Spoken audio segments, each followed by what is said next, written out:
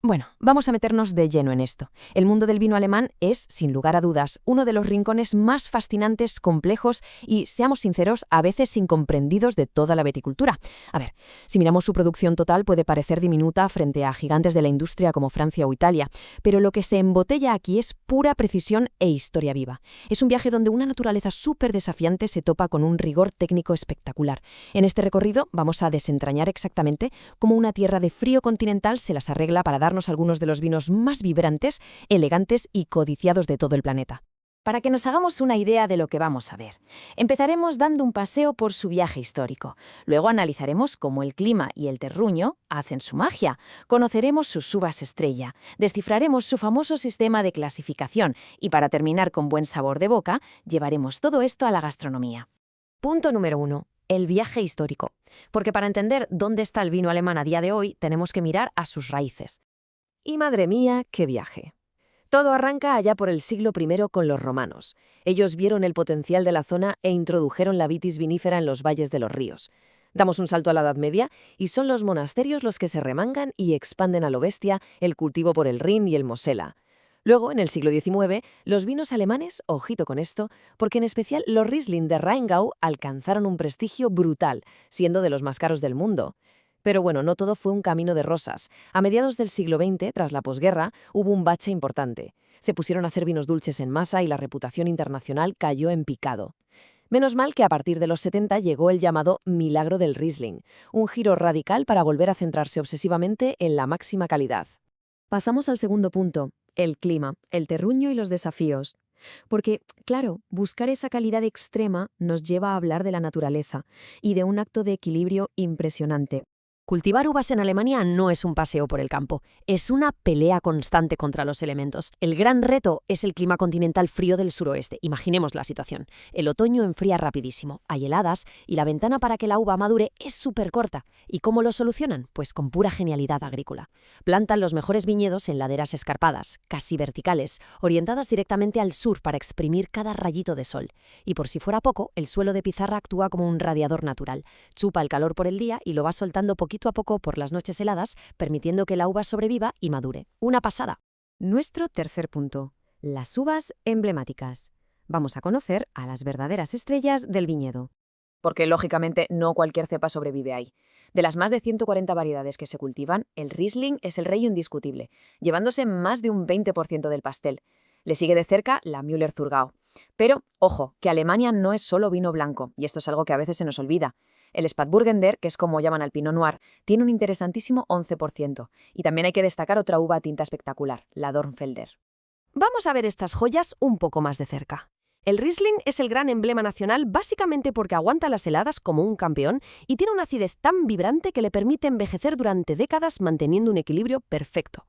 Luego está la Sylvaner, súper apreciada por ese toque terroso y herbáceo, ideal para hacer mezclas. En los tintos, el Spätburgunder es pura elegancia en copa, lleno de frutos rojos y especias. Y si buscamos algo con un poco más de músculo, la Dornfelder nos da unos tintos intensos, frutales y robustos, dejando clarísimo que Alemania también domina la producción de vino tinto. Cuarto punto, el sistema de clasificación. Llegamos a ese momento de descifrar la etiqueta, que suele dar bastantes dolores de cabeza si no sabes cómo leerla. La clave de todo esto, según la famosísima ley de 1971, es la escala Wechsle. Suena súper técnico, pero en realidad es la medida del peso del mosto. O sea, no miden el vino ya embotellado, sino el jugo de la uva justo al prensarlo. Básicamente nos dice cuánto azúcar natural tiene esa uva en el momento exacto de ser cosechada. Cuanto más madura, más azúcar tiene, más pesa el mosto y por tanto en un escalón más alto de calidad se clasifica. A partir de aquí entramos en la élite, los llamados Predikatswein, que van subiendo de nivel. Empezamos por el Kabinett, elaborado con uva de vendimia normal, resultando en vinos súper ligeros y frescos. Si dejamos la uva un poquito más en la vid, pasamos al Spätlese, o vendimia tardía, que ya gana más concentración. Luego el Auslese, donde ya hay una selección manual de racimos muy maduros, y aquí viene la locura. El Beerenauslese, hecho con uvas atacadas por la podredumbre noble, la botrytis, dando vinos dulces súper complejos. Y la cima absoluta, la joya de la corona, el Trockenbeerenauslese, o TBA, uvas casi convertidas en pasas en la propia vid para crear vinos de postre que son una rareza exquisita. Y claro está, carísimos. 7 grados bajo cero. Fijaos bien en esta temperatura porque es el límite absoluto de la naturaleza. Porque esa es la temperatura exacta que marca la ley para elaborar el mítico ice wine, el vino de hielo. El proceso es de auténticos locos. Consiste en dejar uvas sanas en la vid aguantando lo peor del invierno y recogerlas a mano de madrugada cuando están literalmente a -7 grados o más frías, duras como piedras. Las prensan inmediatamente, todavía congeladas. Al hacer esto, el agua de la uva se queda atrapada en la prensa en forma de hielo y lo único que fluye es un néctar puro, dulce y concentradísimo.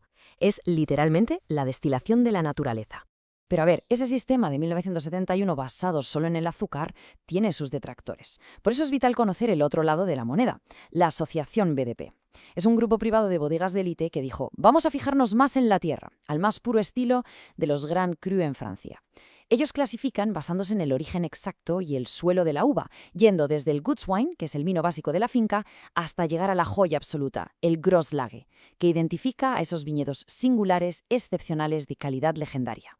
Y llegamos al quinto y último punto, la gastronomía y la cultura. Porque entender todo esto es fascinante, pero el vino al final se hizo para disfrutarlo en la mesa. Pero antes de hincarle el diente a los platos, un dato que os va a dejar de piedra. A pesar de toda la fama que tiene el champán o el prosecco, Alemania es el mayor productor de vino espumoso a nivel mundial. Sí, tal cual. Localmente lo llaman Sekt, lo hacen mucho con Riesling o Pinot Noir, y es una parte fundamental y súper festiva de su cultura local. Ahora sí, imaginemos la mesa. La comida alemana es rica, súper contundente y pide a gritos vinos con buena acidez y estructura para equilibrarla. Si pensamos en un buen chucrut con pescado ahumado, la acidez cortante de un Riesling seco corta la grasa de maravilla. Para unas clásicas salchichas bratwurst a la parrilla, un Sylvaner es el compañero perfecto porque acompaña las especias sin robarle protagonismo a la carne. Un plato untuoso, como el codillo de cerdo o Eiswein, pues encaja de forma brutal con un Syrah alemán. Y con los postres la magia sigue. Una tarta selva negra es un espectáculo con un Spätlese o un Pinot Noir, mientras que el tradicional pan de Navidad del Stollen roza lo celestial con una buena copa del preciado Eiswein. Después de ver todo esto, nos queda clarísimo que el vino en Alemania es muchísimo más que una bebida. Es un triunfo increíble del ingenio humano sobre un entorno que no perdona. Es la historia de laderas imposibles, de vendimias bajo cero y de un compromiso absoluto con la calidad extrema. Y la gran pregunta que nos queda en el aire tras ver su incesante evolución es, frente a los cambios climáticos y lo que demanda el mundo hoy, ¿qué nuevas maravillas de precisión y sabor se están gestando ahora mismo en esas laderas escarpadas? Sin duda alguna, todavía nos queda muchísimo por descubrir y disfrutar en cada copa.